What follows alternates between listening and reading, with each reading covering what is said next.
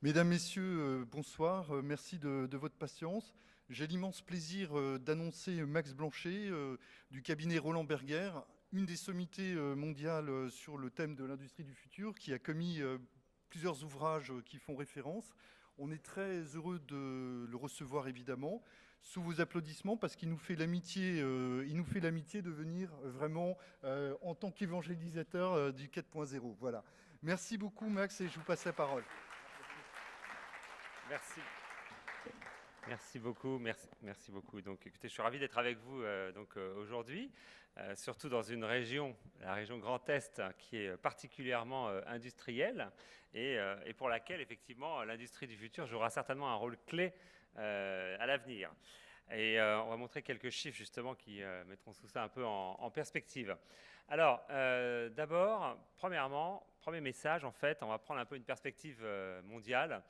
L'industrie du futur, et finalement, c'est une course qui a démarré dans les grandes nations industrielles dans le monde entier. Et les grandes nations industrielles se sont lancées dans cette transformation et cette transition de manière très explicite. Ça a commencé, comme vous le voyez sur ce graphique, en 2010-2012 par l'Allemagne, qui a constitué sa plateforme Industrie 4.0. Et pourquoi d'ailleurs ça a commencé en 2012 ça a commencé de manière assez prompte et ça a surgi quelque part, on n'en parlait pas vraiment avant. Et la raison pour laquelle ça a commencé comme ça, c'est parce que l'Allemagne en fait a assez mal vécu la crise de 2009, je ne sais pas si vous vous en souvenez, où l'économie allemande a fait un V. Elle a chuté fortement et a remonté en fait, heureusement. Mais dans la chute, ils ont eu très très très peur, les Allemands, parce qu'ils ont vu leur tissu industriel donc voir une baisse de volume très importante et ne pas pouvoir être capable de s'adapter à ça. Et donc du coup, ça les a poussés en fait à réfléchir à une transformation pour rendre leur outil industriel plus flexible. Et c'est à ce moment-là qu'ils ont décidé de fusionner un certain nombre de groupes de travail qui travaillaient déjà sur le machine-to-machine, sur l'interconnectivité, sur l'IoT, et regrouper ça et de mettre un mot là-dessus qui s'est appelé Industrie 4.0.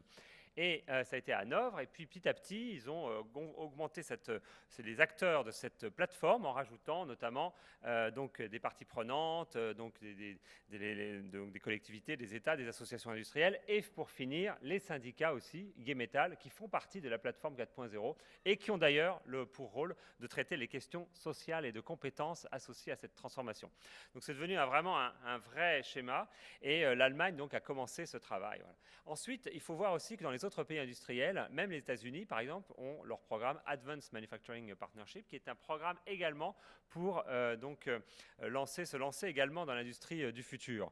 Il faut voir aussi que l'industrie américaine, l'américaine, effectivement, a subi une énorme transformation au cours des 15 dernières années. Pour citer qu'un chiffre, ils ont réduit l'emploi industriel de 5 millions d'emplois aux États-Unis en l'espace de 15 ans. D'accord ? Vous vous rappelez tous à Détroit dans l'automobile, où c'est quasiment 100 000 emplois qui ont été supprimés par les Big Three, et 500 000 au total dans la filière, une énorme transformation, une restructuration complète. Et en même temps, ils ont investi dans leur outil industriel environ 1000 milliards d'investissements. Donc, ce qui a fait qu'effectivement, l'industrie américaine s'est quand même beaucoup transformée, et ils voient dans l'industrie du futur le moyen de pouvoir reproduire également sur le sol américain, compte tenu de toutes les délocalisations au Mexique. Vous avez l'Angleterre qui a lancé un programme similaire. L'Italie s'y est mise également avec un programme 4.0 où ils sont très actifs. La France également, donc avec l'Alliance pour l'industrie du futur qui a été créée il y a 2 ans, qui est également le même principe, c'est une plateforme qui fédère en fait différentes fédérations verticales, syndicats de machines, donc là c'était le CIMOP pour la France, le Gimelec, le Syntec et puis encore d'autres, pour justement être plus transversal et avoir cette approche intégrée entre machines, équipements, systèmes, etc. pour pouvoir promouvoir l'industrie du futur. Donc c'est la même logique également de rapprochement de ces plateformes verticales pour faire une plateforme horizontale sur l'industrie du futur. Et également la Chine, dans son plan Manufacturing 2025, intègre également une énorme volet sur cette industrie du futur. Pourquoi ? Parce que la Chine également, l'industrie chinoise, quelque part, se retrouve être un peu en ciseaux. C'est-à-dire que d'une part, elle a une compétitivité qui s'érode par l'augmentation des salaires, la rareté des compétences, par l'énergie, par les coûts du terrain en Chine qui grimpent fortement. Donc je parle plutôt du croissant de la partie est chinoise, et qui d'ailleurs invite à des délocalisations de l'est de la Chine vers l'ouest ou vers le Vietnam, etc. Et Et d'autre part, également, le modèle de la Chine, qui est l'usine du monde, l'usine low cost du monde, elle a pris une part de marché énorme dans ce rôle, se voit menacée à terme parce qu'on ne va plus sourcer en Chine à très lointain des produits qu'on fabriquera dans nos régions grâce à l'industrie du futur. Donc quelque part, ils se retrouveraient privés de leurs clients à terme. Donc ça leur pose un positionnement, une perte de compétitivité d'une part, et d'autre part, un problème de ne plus être les usines low cost du futur. Donc ils doivent aller vers cette transition vers l'industrie du futur, et c'est pour ça qu'ils sont très actifs. Il y a une académie Industrie 4.0 en Chine, et ils y vont de manière très agressive également, notamment par l'IoT, par tout l'Internet, etc., où ils sont très très puissants dans ces sujets-là, dans l'aspect digital.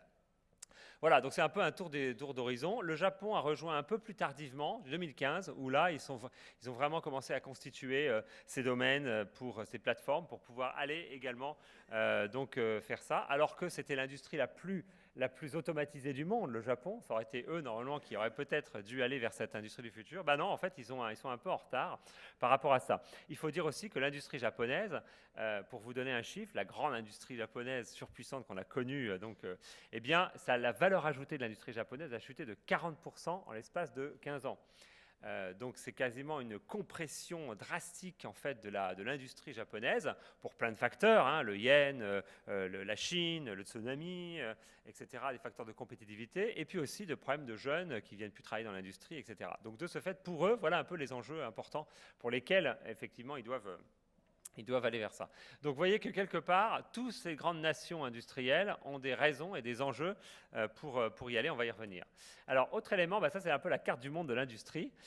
Vous voyez qu'effectivement, à aujourd'hui, récemment, les pays donc en bleu foncé sont des pays pour lesquels l'industrie pèse plus que 20% de l'économie. Et vous voyez le Canada, le Mexique évidemment, la Chine, tous les pays d'Europe de l'Est, pour lesquels l'industrie pèse une part très importante dans l'économie. Et puis en clair, ce sont les pays pour lesquels l'industrie pèse beaucoup moins dans le poids de l'économie. Et en particulier au milieu de la carte, la France, on n'a plus que 12% de notre économie qui est consacrée à l'industrie, alors que notre voisin, l'Allemagne, y consacre 26% de son économie. Donc c'est un écart énorme. Pour citer quelques chiffres, nous c'est 2 millions d'emplois, l'Allemagne c'est 6 millions. Alors, j'apporte une petite nuance puisque nous sommes dans la région Grand Est. Le 12% qui est la moyenne française, dans la région Grand Est, c'est 19%. Donc, quelque part, la région Grand Est est un peu comme un Länder allemand. Il en est de même pour la région Rhône-Alpes. Je crois qu'ils sont aussi à 15-20% de taux d'industrialisation. Et donc, quelque part, voilà, il y a certaines régions en France dynamiques encore avec leur industrie, mais d'autres régions, évidemment, où le pourcentage va être bien en deçà. Donc voilà, quelque part, cette désindustrialisation française qu'on a connue au cours des 15 dernières années, on espère que la tendance va se retourner grâce à des changements politiques ou des réformes, etc. Mais pour la faire courte, on perd 700 000 emplois tous les 10 ans en France depuis 30 ans. On a sous-investi de 40 milliards dans notre outil tissu industriel, ce qui fait que le parc machine français a vieilli de 3 ans d'âge moyen depuis 15 ans. Il est passé de 17 ans d'âge moyen, qui était quand même pas jeune en 2000, à 19-20 ans aujourd'hui. Donc un vieillissement du parc industriel et une obsolescence. Il y a moins de machines récentes, et j'entends par là des machines de moins de 15 ans, qu'il y en avait en 2000 dans le parc industriel français. Donc il y a un vrai sujet d'obsolescence un peu de notre parc industriel de machines aujourd'hui et de perte de compétitivité. La profitabilité de l'industrie française a fortement chuté. Elle remonte un petit peu, heureusement, depuis 2016. Et elle a fortement. Et donc, ce qu'on appelle le retour sur capital engagé de la France, de l'industrie française, était de 20% en 2000. Il est plus que de 8-9% aujourd'hui. Vous voyez, donc ça fait une différence quand même assez importante. Et avoir un retour sur capital engagé trop faible, eh bien, c'est très préoccupant pour pouvoir financer des projets, bien évidemment, parce que le risque lié à l'industrie, il vaut au moins 15% des ROCE pour les investisseurs. Voilà. Donc, si vous êtes en dessous, eh bien, vous êtes forcément pénalisé. L'Allemagne, par exemple, qui a gardé un taux d'industrialisation très élevé, eh bien, le retour sur capital engagé de l'industrie allemande est passé de 12 en 2000%, ils étaient le malade de l'Europe à l'époque, rappelez-vous, à plus de 30 aujourd'hui. Et comment ils ont fait ça ? Ils ont une croissance de leur volume et ils ont gardé à peu près le même tissu industriel, ce qui fait que le taux d'utilisation du tissu industriel allemand a pris au moins 10 points de croissance en fait, et a été mieux utilisé. Et dans le même temps, ils ont gardé la même quantité de machines, mais ils en ont renouvelé beaucoup. Ils ont renouvelé 100 000 machines de plus en fait que la France, qui en a renouvelé beaucoup moins. Donc, et c'est ça qui fait que ça fait une performance assez étonnante. Alors, donc voilà, ça c'est un peu la carte des enjeux. Alors, comme je disais tout à l'heure, finalement, c'est quoi les grands, comme disent les anglo-saxons, rationals pour aller dans l'industrie du futur? Eh bien, il y en a un certain nombre qui sont listés ici et ce ne sont pas les mêmes d'un pays à l'autre. Maintenir la valeur ajoutée par la compétitivité. Ça, c'est vraiment un point très important pour l'Allemagne, notamment la Chine, le Japon, les États-Unis. C'est conserver sa valeur ajoutée industrielle. L'industrie allemande ou américaine ont un tissu industriel énorme, avec énormément d'entreprises, énormément d'emplois. Ils veulent garder de la valeur ajoutée sur leur sol. Et donc, de ce fait, c'est clé pour eux d'être compétitifs. Relocaliser des activités industrielles, c'est plus pour la France, effectivement, avec sa désindustrialisation, de pouvoir permettre de relocaliser des industriels, ou en tout cas d'éviter les délocalisations, ou de réinvestir, ou de remoderniser les actifs industriels et les rendre compétitifs. Donc ça, c'est vraiment notre enjeu de faire quelque part le retour français dans l'industrie. On peut le faire grâce à toutes ces nouvelles technologies. C'est un enjeu qui est possible grâce à ça. Et donc, c'est vraiment notre objectif. Troisième objectif, vous voyez, développer le leadership mondial dans les solutions. Et là, je pense que ça concerne l'Allemagne, il y a un enjeu énorme là-dessus. Donc, c'est à la fois sa stratégie défensive, garder les volumes, et offensive, développer des solutions à l'international pour garder son rôle d'exportateur mondial de solutions. Et donc, c'est un enjeu très important aussi pour eux. La France aussi devrait pouvoir en bénéficier également, donc par l'invention de nouvelles solutions qui vont permettre aussi d'être exportées. Et là, il y a un enjeu pour nos fabricants de solutions, c'est que peut-être qu'on a raté le virage de la robotique telle qu'elle est aujourd'hui, mais il n'y a aucune raison qu'on rate celui de la cobotique, par exemple, ou de l'impression 3D, ou de ces nouvelles technologies. Bien au contraire. D'ailleurs, avec tous les savoir-faire français, en termes de digitalisation, etc., de miniaturisation, d'automatisation, etc., on peut tout à fait rentrer dans ces nouvelles solutions. Et quelque part, la donne et les cartes sont rebattues. Ce ne seront pas forcément les fabricants de robots traditionnels qui feront les cobots de demain. Tout peut arriver, on peut avoir des nouveaux acteurs, etc. Donc c'est autant de place potentielle pour reprendre du leadership dans les solutions et devenir exportateur. Voilà. Après, autre élément important aussi, c'est garder un niveau d'internationalisation. Parce que l'industrie du futur, en fait, on la voit souvent en se disant « super, ça va être pour garder une compétitivité sur notre sol où le coût du travail est élevé ». Mais en réalité, un des autres enjeux qu'on ne cite pas souvent, c'est que l'industrie du futur permet d'implanter des actifs industriels à l'international, dans des zones potentiellement risquées, je ne sais pas, dans certains pays, en Afrique, Moyen-Orient, etc., où la demande n'est pas forcément mature, où il peut y avoir des variations de cycle, des guérillas, des instabilités, etc. Et donc, mieux vaut mettre en place des solutions très smart, peu d'actifs, mais très flexibles, qui vont s'adapter à une demande locale qu'on ne sait pas bien prévoir, plutôt que d'arriver avec son modèle d'usine très 3.0 énorme, de foutre des milliards pour investir dans une usine, puis après se retrouver 3-4 ans plus tard, l'usine étant construite, ah bah zut, le marché a changé, ils ne veulent plus les mêmes produits. Exemple vécu, je connais beaucoup d'industriels, grands industriels, qui ont mis en place des usines en Inde, en Afrique, etc. Puis 3 ans plus tard ou 4 ans plus tard, ils s'en mordent les doigts parce que trop de capacité, pas assez d'adéquation entre l'un, il faut réinvestir, etc., etc. Donc avoir un système flexible permet aussi de pénétrer les marchés à l'international.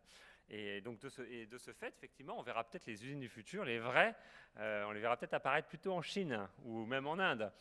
Peut-être que dans nos contrées à nous, où on est, entre guillemets, victime de notre parc installé, de notre legacy, qui fait que l'apparition d'usines vraiment du futur dans notre pays, dans nos régions, est pas forcément évident. Et le journaliste à qui je parlais encore me demande, mais où est la vraie usine du futur? Est-ce que vous en connaissez une, etc. Et je la cherche toujours. Mais j'en vois qui s'en rapprochent, mais on ne peut pas dire qu'aujourd'hui, on a encore atteint cette maturité-là. Voilà. Et autre élément important, développer l'écosystème digital des startups. Pourquoi? Parce que tout ça, en France, on a eu énormément de startups qui se sont créées. Et quelque part, aller vers l'industrie du futur au niveau national permet aussi d'utiliser nos startups et de les faire se développer, faire des partenariats, etc. Améliorer la satisfaction au travail, ça c'est un point très important aussi. Ces nouvelles technologies concourent à améliorer la qualité du travail ou la qualité du travail dans la vie et la satisfaction au travail par des solutions plus ergonomiques qui sont meilleures. Et enfin, donc, améliorer l'image de l'industrie qui a, en particulier en France, un sérieux besoin d'être améliorée et d'être mieux valorisée. Voilà un petit peu, vous voyez quelque part, quels sont les bénéfices attendus de cette industrie du futur au sens très macro, et chaque pays y voit en fait son propre intérêt. Alors maintenant, on rentre un peu plus dans le détail.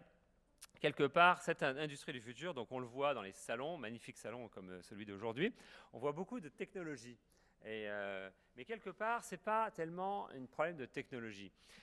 Quand on veut prendre une usine aujourd'hui et puis la rendre un peu plus usine du futur, eh bien, en fait, c'est pas tant, il ne faut pas avoir une approche, c'est pas en mettant de la technologie avec des AGV ou des robots ou des cobots, etc., que hop, ça va solutionner nos problèmes. Il faut vraiment partir, effectivement, quels sont les points de non-performance, quels sont les pain points, comme diraient les anglo-saxons, quels sont les points de déficience de performance qui nous irritent aujourd'hui dans notre système industriel.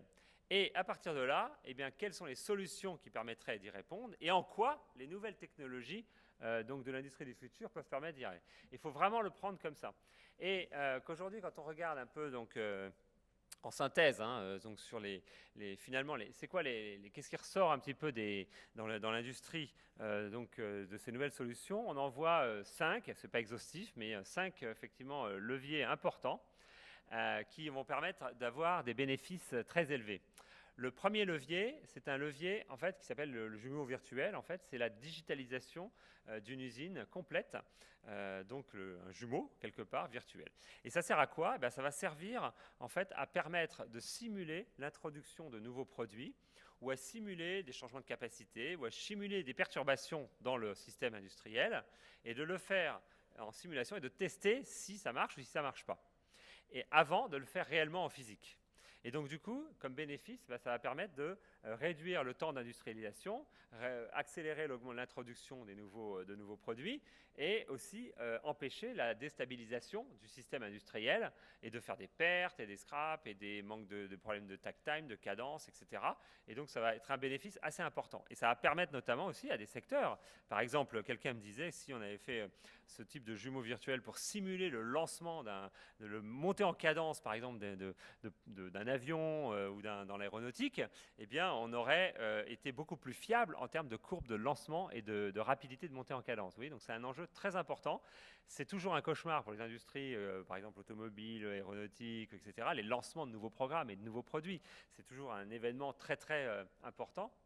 Et les programmes managers s'arrachent souvent les cheveux quand il s'agit de lancer ce type de choses. Et on a toujours des tas de problèmes qui arrivent. Et tous les problèmes se cristallisent dans l'usine. S'il y a un problème de qualité, un problème d'approvisionnement, de matière, de process, de dimensionnement, de lait, etc., tous les problèmes se cristallisent au moment où on démarre la production. Et donc si on peut prévenir de cela et simuler, eh bien, on pourra être beaucoup plus flexible. Deuxième élément, c'est un peu la notion autour des machines intelligentes.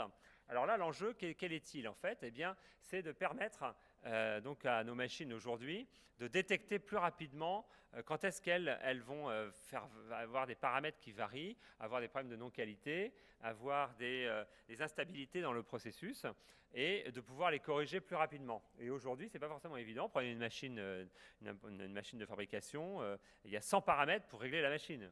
Eh bien, on peut avoir de manière auto-adaptative des paramètres qui s'auto-régulent et qui permettent d'identifier et de permettre aussi de diviser, de réduire les tolérances, par exemple. Si on arrive à stabiliser mieux le processus, pour avoir un process extrêmement stable, eh bien, dans ces cas-là, on peut mettre moins de matière et donc on peut faire des économies de matière sur ce produit. Donc, quelque part, la machine intelligente, elle va aussi savoir quand est-ce qu'elle va tomber en panne de manière plus prédictive. Et donc ça va effectivement entraîner un bénéfice important dans la fiabilité de ce que va produire. Donc, moins de scrap, moins de rebut, etc. Autre point important, l'assemblage assisté et digitalisé. C'est-à-dire qu'effectivement, aujourd'hui, on voit souvent, une fois qu'on a fabriqué avec un procédé d'obtention d'une matière, une pièce et une forme, en métal, en plastique, etc., on va après l'assembler avec une logique d'assemblage. Et souvent, on voit qu'effectivement, l'assemblage est fait par des opérateurs qui ne peuvent pas apprendre à faire trop de produits, parce qu'évidemment, ça devient trop complexe. Et puis, si vous avez 15 produits à faire, vous allez avoir toutes les pièces en bord de ligne qui vont être énormes. Donc, là, il y a quelque chose à faire, effectivement, pour aider, en fait, à l'assemblage, pour avoir un assemblage beaucoup plus polyvalent. Et là, avec des guides, avec la digitalisation des instructions de montage, avec des repères qui permettent de vérifier si on a fait une erreur ou pas, avec des synoptiques, une assistance en fait à ce montage. Et ça sert à quoi? Ça va permettre de rendre la ligne plus polyvalente et aussi accroître la satisfaction au travail, éviter des gestes fastidieux, etc. Et ce type d'approche en fait nécessite d'avoir aussi une logistique qui va apporter les pièces en bord de ligne, qui soit efficace, et d'où l'utilisation d'AGV qui peuvent permettre d'apporter des petits lots, etc. Donc l'assemblage, donc traçabilité et qualité, c'est un autre élément important aussi. Tous les clients réclament davantage de traçabilité, de qualité, savoir quelle pièce a été faite, à quel endroit, à quel moment, dans quel lot. Et donc par là même, effectivement, il y a beaucoup de secteurs qui vont trouver ce type d'approche très, très important pour pouvoir donner aux clients exactement la traçabilité de l'ensemble des constituants du produit qu'ils vendent. Et ça nécessite une digitalisation exacte de tous les constituants sur l'ensemble de la chaîne. Et enfin, le dernier, c'est flux digitaux et dynamiques, c'est-à-dire, par exemple, on digitalise l'ensemble des flux, donc on sait instantanément où sont telle ou telle pièce fabriquée chez les fournisseurs ou en interne, et cette digitalisation des flux permet aussi de réordonnancer le plan de production pour l'adapter à une demande qui aurait changé.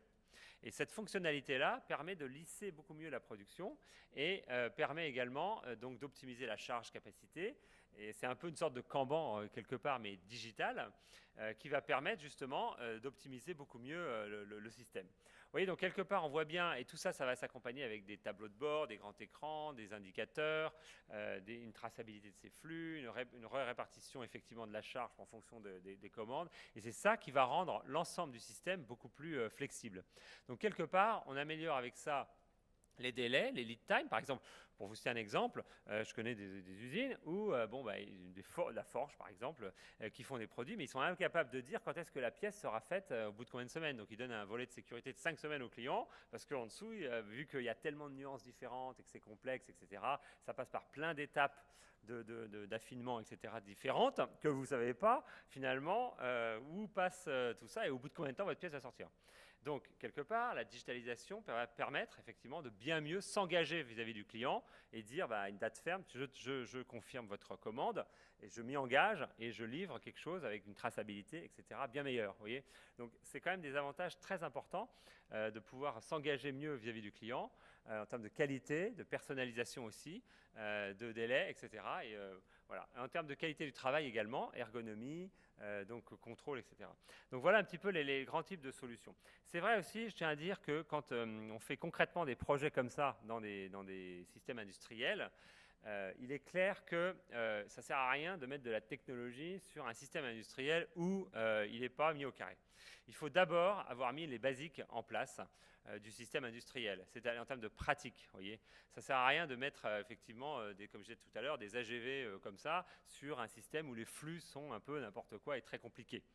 Donc, il faut d'abord effectivement réfléchir aussi à la manière dont on veut fabriquer et de manière optimale. Par exemple, mettre en place des logiques de flux tirés, donc fractionner les lots de production pour faire du lissage, diminuer drastiquement les temps de changement de fabrication pour permettre justement de pouvoir fractionner les lots et d'être beaucoup plus lean, etc. Et quand on a fait ces pratiques, qui sont des pratiques de lean manufacturing, alors la digitalisation de toutes ces solutions prend tout son sens et peut être exploitée beaucoup mieux. Voyez, par exemple, je sais l'exemple des AGV tout à l'heure, si vos flux sont très compliqués et que vous faites des gros lots avec beaucoup de stocks d'encours, les AGV ne vont pas forcément apporter quelque chose d'intéressant. Ils vont apporter quelque chose d'intéressant dès lors qu'ils apportent des petits lots, directement ce que l'opérateur a besoin, exactement, et en continu, avec des fragmentations, et comme ça, c'est beaucoup plus nul. Bon, vous voyez ce que je veux dire? Donc, c'est qu'effectivement, c'est intimement lié en fait à l'accroissement de la performance industrielle.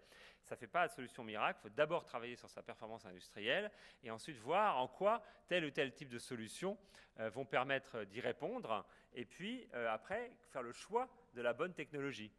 Et parfois, il y a des technologies qui seront inutiles dans certains secteurs. Et ce qu'on voit aujourd'hui, on a travaillé avec la Conférence nationale de l'industrie et puis le GFI sur explorer un petit peu les différentes solutions industrie du futur dans 8 ou 9 filières, du ferroviaire, le naval, l'aéronautique, l'automobile, etc.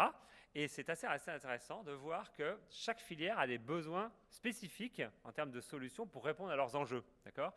Mais qu'il y a quand même des dénominateurs communs, des socles technologiques de solutions qui sont un peu communs d'une industrie à une autre, mais utilisés différemment et spécifiques. Et c'est là, effectivement, que va être le point pour l'adoption de ces nouvelles technologies par notamment les PME. Moi, j'entends beaucoup de PME qui disent « Oui, mais est-ce pour moi à quoi ça va me servir Je vois, c'est bien gentil tout ça, mais ça, c'est Star Wars, et moi, j'en suis encore à 2.0, etc., etc. » Vous voyez.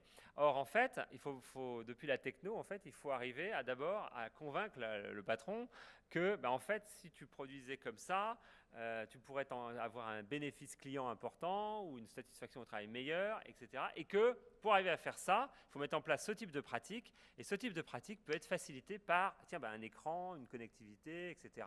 Et qu'on n'est pas du tout dans Star Wars et qu'au contraire, on peut avoir des solutions concrètes et qui ne coûtent pas si cher en plus. Parce que tout ça, ça ne coûte pas si cher. Voilà. Donc voilà, c'est un petit peu ça, les enjeux en fait dans l'adoption de ces nouvelles solutions par les entreprises. Ce n'est pas forcément évident. Et ce n'est pas évident pour les fournisseurs de solutions d'aujourd'hui qui montrent des machines magnifiques et tout ce qu'on voit là, d'expliquer ça en fait aux utilisateurs sur comment adopter ce type de solution. Alors, je vais passer les exemples parce qu'on les voit au salon, mais il y a énormément on voit une prolifération de solutions qui est assez extraordinaire. Tous les jours, on voit des nouvelles solutions qui émergent. Alors, je ne parle pas des cobots, bien sûr, mais il y a des startups qui vous font des tableaux de bord, il y a des choses à la fois, parfois qui peuvent être chères ou pas chères du tout. Par exemple, une startup, je me souviens, m'a montré un truc, ça coûte rien du tout, et ça vous calcule le non-TRS, c'est-à-dire le temps où la machine ne marche pas. L'opérateur coche des croix sur pourquoi la machine ne marche pas, et après, pouf, c'est scanné, c'est zippé, c'est intégré dans une base de données, c'est consolidé, c'est traité, et hop, on a un tableau de bord magnifique de toutes les causes de non-TRS, par exemple. Vous voyez, c'est une petite solution.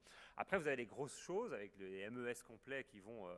Il faut repenser toute l'informatique de l'usine, et donc là, ça peut être beaucoup plus coûteux. Bon, par exemple, le Pocket PC de chez Bosch, par exemple, c'est un petit iPad, et puis il est sur la ligne, l'opérateur, il y a un problème, pof, il scanne le numéro de la machine, et immédiatement, le bon expert est prévenu, ça vient, il y a un flux, on répond, c'est réactif, etc., et on active la bonne personne pour aller répondre assez vite au problème. Et ils l'ont inventé eux-mêmes, vous voyez. Donc il y a tout un tas de solutions qui peuvent aussi se développer pour être adaptées en fait à chaque besoin des entreprises. Donc ça crée effectivement une foultitude de possibilités, et les choses ne s'achètent pas sur étagère nécessairement. Et donc de ce fait, il est nécessaire vraiment d'abord de réfléchir à ce qu'on veut faire et pourquoi on veut le faire. Alors où en sont les entreprises? Je dirais qu'on a défini un peu 4 stades de maturité.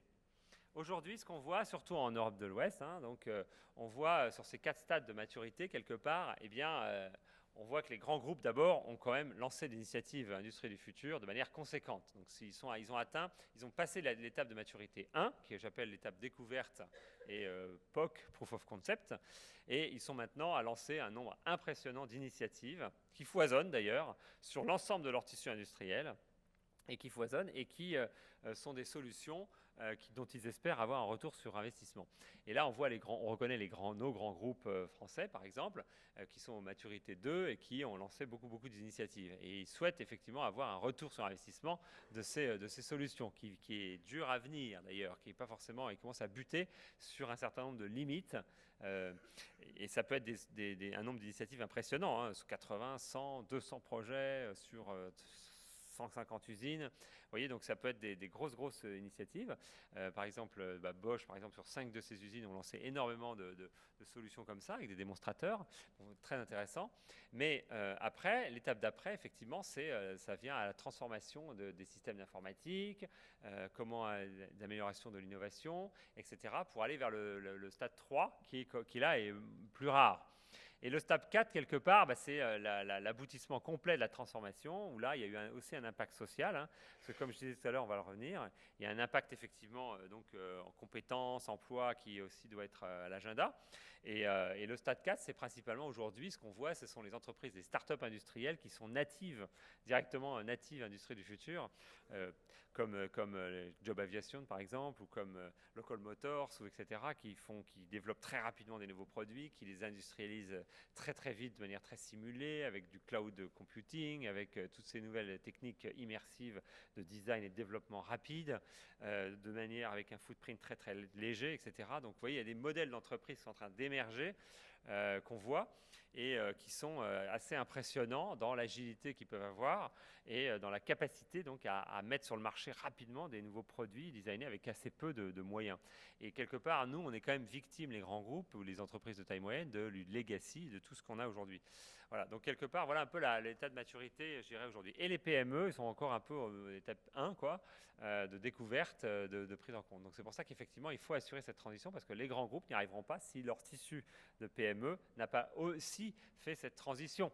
J'ai un client constructeur automobile, quand il veut la traçabilité totale, eh bien, le fermier qui va tuer la vache pour faire le cuir d'une voiture, etc., doit être digitalisé aussi pour qu'on sache quand est-ce que la voiture avec les sièges en cuir sera livrée. Vous voyez, donc quelque part, vous voyez bien que toute la chaîne de sous-traitants doit également être prise en compte. Alors maintenant, un peu plus prenons du recul un petit peu. Par rapport à tout ça, ces solutions, ça apporte quoi sur le plan financier? Alors, on parle de payback, de retour sur investissement, etc. Mais quelque part, c'est quoi un petit peu le raisonnement économique associé à ça? Alors là, je partage sur ce graphique un peu un petit concept, mais c'est ce qu'on appelle la courbe des ISO ROCE. Alors, en axe des X, vous avez ce qu'on appelle la rotation du capital, c'est-à-dire le chiffre d'affaires généré pour 1 euro de capital engagé. D'accord? Donc, c'est le chiffre d'affaires divisé par le capital engagé d'une entreprise. Et donc, pour vous donner quelques ordres de grandeur, quand vous êtes dans l'amont, c'est-à-dire fabrication de l'acier, verre, etc., il faut 1 euro d'investissement ou de capital engagé pour faire 1 euro de chiffre d'affaires. Quand vous transformez de l'acier en une pièce assez basique, vous êtes à un ratio de 1 euro d'investissement, 2 euros de chiffre d'affaires. Quand vous êtes sur des équipements un peu plus sophistiqués, des équipements, vous êtes de 1 à 3. 1 euro d'investissement, 3 euros de chiffre d'affaires.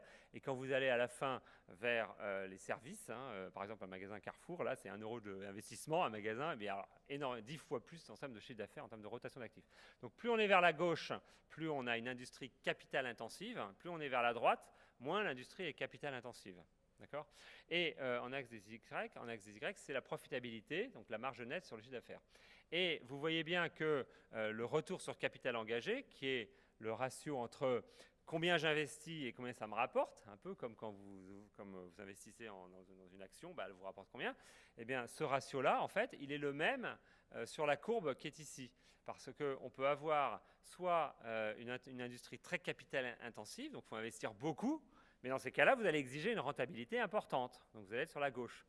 Et ça, c'est ce que j'ai appelé la route de l'automatisation. C'est effectivement comme ça. Quand vous êtes sur la droite, en fait, eh bien, vous investissez relativement peu, mais vous avez une rentabilité assez faible, mais qui rémunère ce capital et vous avez le même retour sur capital engagé. D'accord? Donc c'est voilà. Alors, quelque part, quand on voit le modèle industriel économique de l'industrie 3.0, c'est-à-dire l'industrie qu'on a vécue sur les 30 dernières années, c'était quoi la logique industrielle? La logique industrielle a été de dire, eh bien, on va automatiser, on va investir, la stratégie industrielle de base, si vous voulez, qu'on a vécue au cours des 30 dernières années, c'est l'idéal, c'est un produit, un pays, une usine. Voilà, ça c'est vraiment... Et on massifie tous les produits dans une usine, si possible d'ailleurs un peu dans un pays à bas coût, et on met des investissements, et on va créer un effet d'échelle avec la courbe d'effet d'échelle, c'est-à-dire qu'on a des coûts fixes, et puis mais avec le volume qu'on va faire, parce qu'on s'équipe, on est encore en sortie des 30 glorieuses, on a un effet d'échelle qui fait que le coût de revient baisse, et donc du coup on est compétitif. Et après, on ramène tous les produits avec une supply chain, des flux absolument, plein de spaghettis partout. Mais cependant, c'est quand même ça la logique. Et c'est ça qui a poussé toute la délocalisation vers les pays de l'Est, donc pour avoir cette massification, un produit spécialisé, des lignes, etc. Et le rêve du directeur de production, c'est d'avoir qu'un seul produit à faire, parce que comme ça ne l'embête pas, il n'a pas à changer, les changements, c'est compliqué, etc. Et donc, du coup, j'ai le même produit à faire, avec un gros investissement automatisé, et donc, de ce fait, je suis heureux. Voilà. C'est ça, et donc, c'était une notion de courbe d'effet d'échelle et de baisse du prix de revient. D'accord? Et donc, quelque part, on est monté sur la courbe vers la route de l'automatisation, puisqu'on on automatise davantage, mais il faut un profit plus élevé pour rentabiliser cet investissement et avoir notre effet d'échelle. C'était la logique économique. L'autre route, qui est la route numéro 2, j'appelle ça la route de l'obsolescence industrielle. Là, c'est un peu différent, c'est qu'on se retrouve avec des actifs qui deviennent un peu en surcapacitaire, on commence à être un peu moins compétitif parce que les coûts ont monté, et on investit moins. Et quand on investit moins, l'actif devient obsolète, la marge diminue, mais le capital engagé diminue, mais la marge aussi. Donc on est toujours bon en ROCE, soi-disant, mais on fait moins de marge divisé par un capital qui s'amortit. Donc on fait le même ROCE, peut-être, mais on va vers une sorte d'obsolescence industrielle. Et c'est exactement ce qui se passe pour la France, comme je disais tout à l'heure, où on investit moins que ce qu'on a déprécié. Et donc, de ce fait, eh bien, on a un tissu industriel qui devient obsolète. Voilà. Eh bien, l'industrie du futur, en fait, va un peu changer ce paradigme. Dans l'industrie du futur, il n'est pas question que l'enjeu soit la baisse du coût de revient.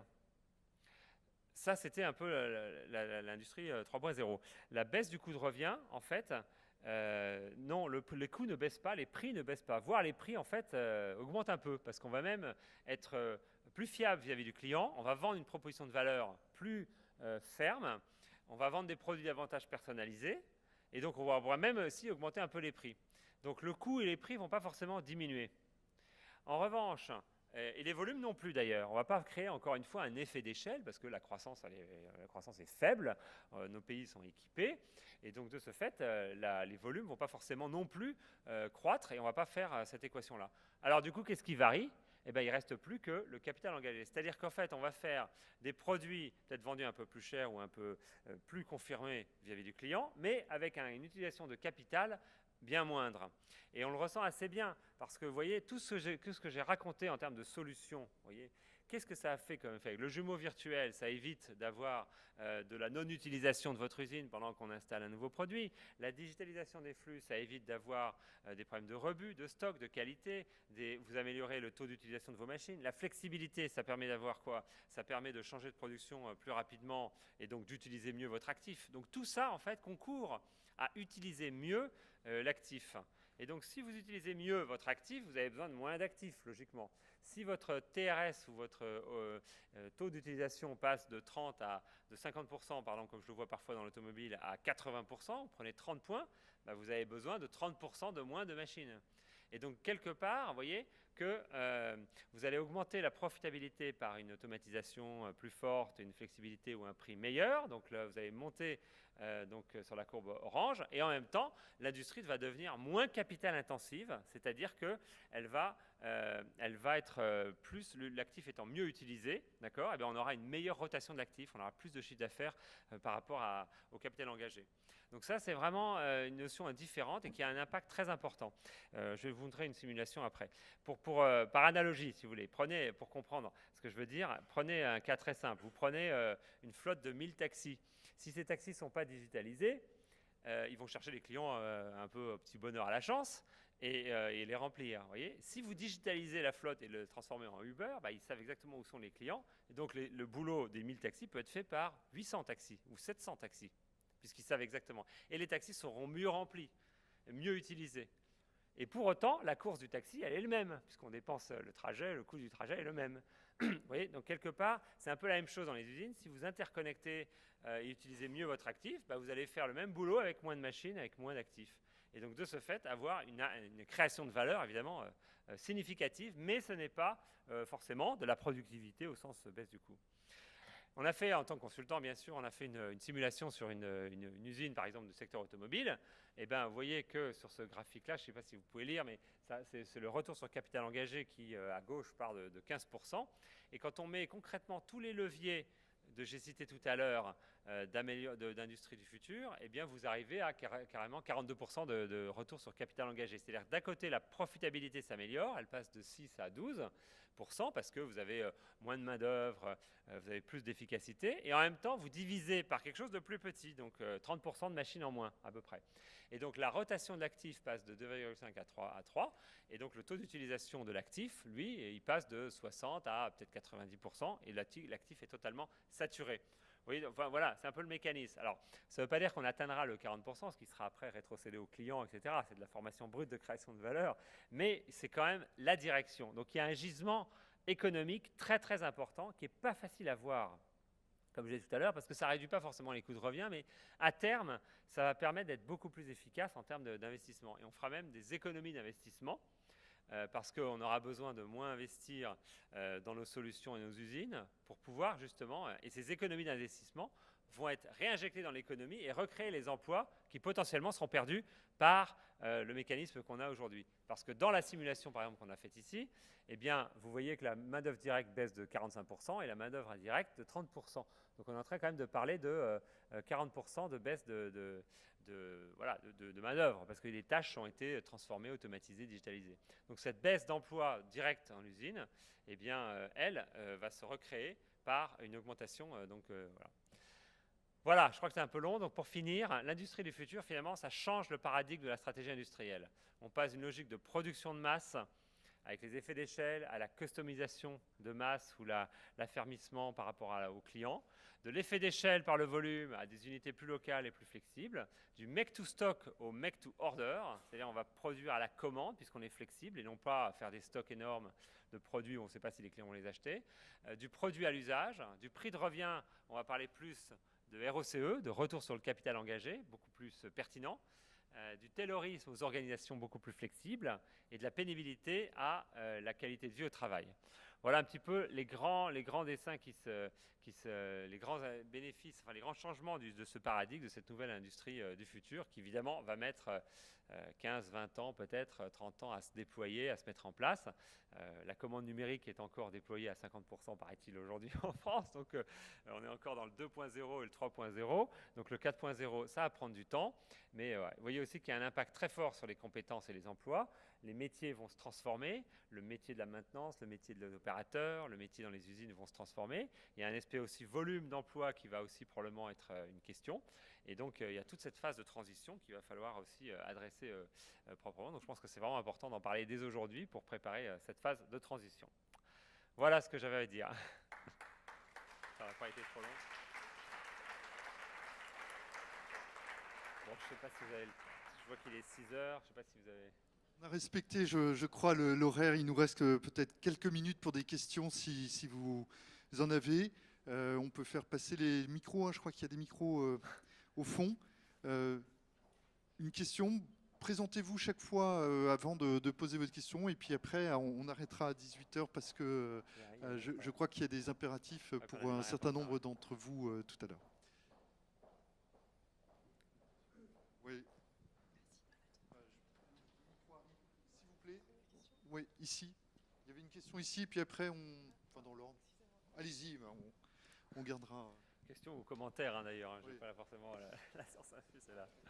Allez-y, présentez-vous juste avant, s'il vous plaît, merci. Oui, bonjour, Christophe Guillon, directeur projet innovant chez Orange. Donc ma question, c'est juste par rapport à l'introduction que vous avez faite sur les différents pays qui s'étaient mis plus ou moins tardivement à l'usine 4.0. Alors, j'aimerais bien que vous fassiez une toute petite conclusion sur est-ce que l'usine du futur, ça va ramener juste le petit lien logique qui nous mènerait à une recomposition du paysage industriel français, par exemple? Voilà, c'est tout, c'est juste... voilà. En termes de relocalisation? Oui. Exactement. Oui, ça c'est vraiment une question tout à fait importante et on la pose souvent. Donc on avait fait un modèle d'emploi en Europe de l'Ouest déjà, qui montrait que effectivement sur les 25 millions d'emplois de l'industrie d'aujourd'hui, en Europe de l'Ouest, il y allait avoir effectivement une productivité qui va se continuer, qui va diminuer de 2 fois 3 millions, 6 millions d'emplois, et une accélération avec l'industrie du futur d'encore 3 millions d'emplois. Et la relocalisation fera environ 1,5 million d'emplois, à peu près en Europe de l'Ouest. Parce que quand on relocalise des activités, évidemment, on les relocalise avec pas forcément énormément de monde dans le cas. Prenez le cas par exemple d'Adidas qui a fait son usine, c'est une usine qui fabrique des chaussures sans couture, des baskets, et qui sont faites aujourd'hui avec beaucoup de main-d'œuvre dans les pays de l'Asie du Sud-Est. Et là, dans cette nouvelle usine, elle tient dans un camion, c'est des procédés d'impression 3D, c'est automatisé, etc. Il y a très peu de monde. Cependant, il y a la création de la valeur ajoutée qui est faite ici. Donc, c'est clair qu'il y aura effectivement de la relocalisation, mais ce ne sera pas de la relocalisation spectaculaire en disant tiens, telle entreprise, j'arrive, je remets une usine toute flambant neuf, de quelque chose qui avait disparu dans nos contrées. Ce sera progressif, ce sera soit avec des usines existantes qui vont garder leur compétitivité, ce sera soit avec des nouveaux projets très innovants, où vous ne direz même pas que c'est une relocalisation, parce que c'est nouveau et tellement différent. Vous voyez, je vois plus ça comme ça, en fait. On ne va pas relocaliser quelque chose qui est fabriqué aujourd'hui dans un pays à bas coût et le relocaliser de la même manière que comme il est fabriqué dans un pays à bas coût. On va faire quelque chose de différent et si possible en France.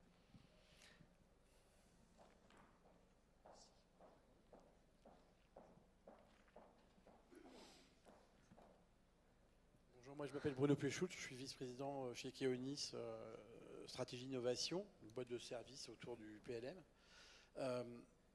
Quelque chose m'a marqué, dans l'industrie du futur française, il y a l'axe humain qui est assez fort et qui est décrété comme fort, on va dire. Et puis il y a l'industrie 4.0 allemande qui en parle beaucoup moins d'un point de vue des macro-phénomènes, en tout cas qui est moins mise en avant sur les macro-phénomènes. Et pourtant vous nous avez dit que les Allemands ils étaient déjà partis avec les syndicats, tatati dedans. Oui. Ma question finalement c'est qu'est-ce qu'on compte faire pour que cet aspect soit pris en compte, non pas que d'un point de vue des métiers, mais d'un point de vue sociétal, plus. Parce que c'est une question que j'arrive pas du tout à intégrer dans mes équations personnelles. Et quand on me pose cette question, je suis un peu incapable de... On a souvent dit que, d'ailleurs c'est ce qui a justifié un peu le nom Industrie du futur en France et non pas Industrie 4.0, qui a été assez vite un peu banni dans le vocabulaire. Et on a assez vite souvent dit que l'industrie 4.0 allemande, c'était surtout de l'automatisation et que nous, en France, on allait faire plutôt aussi les ressources naturelles, l'économie de matière, etc. Et puis remettre l'homme au centre de l'industrie du futur. Bon, quelque part, tout ça, c'est vu un peu de loin. Dans le concret, effectivement, l'Allemagne aussi se préoccupe énormément de l'évolution de ses compétences et intègre beaucoup mieux que nous, d'ailleurs, le travail avec les syndicats. Comme je disais tout à l'heure, IG Metall fait partie des groupes de travail pour réfléchir à l'évolution des compétences. Certains le font aussi en France. On a fait nous-mêmes d'ailleurs des projets pour réfléchir à l'aspect humain qu'allait introduire la digitalisation, à travailler dans certains secteurs comme la chimie, etc. Voilà. Quels allaient être les avantages, mais quels allaient être aussi les risques pour les travailleurs s'ils se retrouvent à être, par exemple, des experts remote, donc lointains, ou des choses comme ça. Et il peut y avoir des changements importants. Mais c'est vrai qu'effectivement, toute cette transformation se fera, c'est une transformation d'abord sociétale et de pratiques, et de pratiques managériales, de compétences, de façon de travailler, de mode de fonctionnement qui va évoluer. Il y a énormément de métiers de l'industrie qui vont disparaître et d'autres métiers qui vont se créer également. Donc ça, environ, moi j'estime environ à 45%, comme on l'a vu, dans les métiers qui vont se transformer, disparaître et puis et ça, c'est un sujet qui est quand même pas forcément facilement pris, en tout cas en France. Ça commence par la formation, ça commence par tout ça, etc. Et quelque part, on va le subir si on ne le prend pas en compte, parce que les jeunes générations, elles, et on le voit très très bien, d'ailleurs, qui va être impacté par tout ça? Les opérateurs sur la ligne, quand on leur apporte des lunettes, des smartphones, des machins, etc., ils sont ravis. Et puis d'ailleurs, ça leur simplifie leur boulot, ils sont plus contents, ils ont des accès. Ça augmente, si vous voulez, même la satisfaction du travail. Elle ne provient pas parce que c'est ergonome, etc. Elle provient parce qu'il y a du sens dans le travail qu'on fait. Il n'y a rien de pire que de faire un travail et puis de faire et de défaire, d'avoir l'impression de faire et que ça va changer, de faire du scrap, de faire des erreurs, de recommencer, de choses comme ça, etc. Il n'y a rien de pire que ça pour quand on travaille.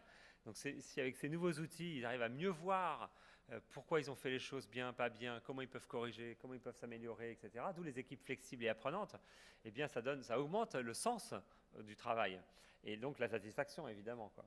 Donc là il y a vraiment un enjeu important et ça viendra peut-être des jeunes générations. Effectivement, et quelque part, ce n'est pas les opérateurs directs sur les lignes, c'est peut-être aussi les gens qui sont derrière, dans les back-office, qui impriment des plans de la R&D pour les donner aux monteurs. Vous voyez, tout ça, quand ça sera digitalisé, n'existera plus.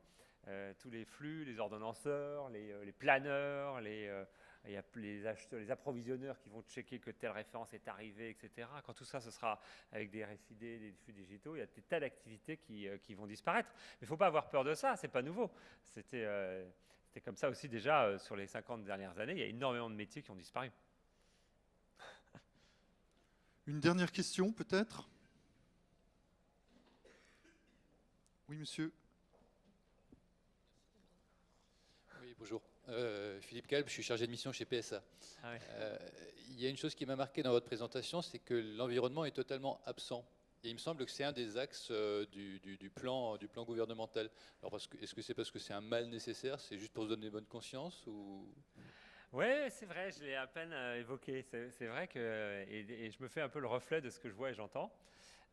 J'ai un peu l'impression que l'environnement a été aussi greffé là-dessus pour faire un peu bien. Bon.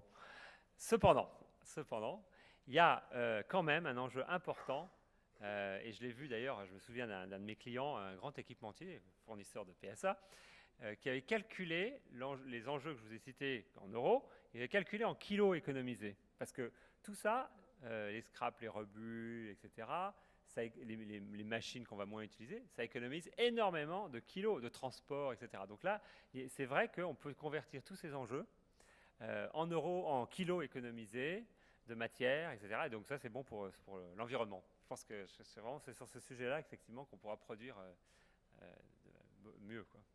J'espère. Voilà, mais écoutez, on peut applaudir très très fort Monsieur Blanchet. Merci beaucoup, en tout cas, c'était un plaisir. Merci. Vous pouvez trouver ces ouvrages dans toutes les librairies, 2 ouvrages sur l'industrie du futur. Et puis nous vous donnons rendez-vous demain à 9h, deuxième jour de ce salon. Bonnes affaires, bon business et bonne transformation numérique de vos entreprises. Merci, bonne soirée.